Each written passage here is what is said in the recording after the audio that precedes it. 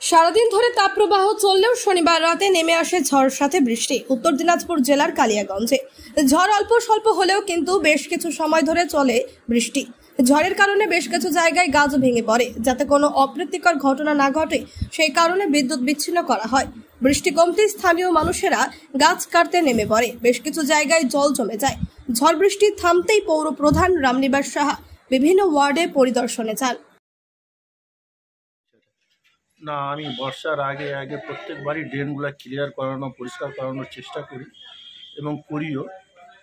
এইবারও আমি কিছুদিন আগের থেকে আমি ড্রেন পরিষ্কার করাচ্ছি, কিন্তু যেইভাবে বৃষ্টিটা হলো, এই ড্রেন থাকা সত্ত্বেও রাস্তাতে জল জমলো। কিন্তু দেখলাম রাস্তায় জল জমার পর দ্রুত গতিতে জল নেমেও যাচ্ছে। কিছু কিছু জায়গাতে ড্রেনে জল আছে, রাস্তায় জল আছে এখনও। এবং যে ঝড় যেভাবে হলো, দু একটা গাছও কোথাও কোথাও পড়ছে। আমি পরিদর্শন করে আমি আসলাম। আসে দেখার পর নিজেরাই গাছ টাছ কেটে মোটামুটি পরিষ্কার করে দিছে। আর যে কটা বড় বড় গাছ টাছ কিছু কিছু আছে, এগুলো হয়তো সকালের মধ্যে পরিষ্কার হয়ে যাবে।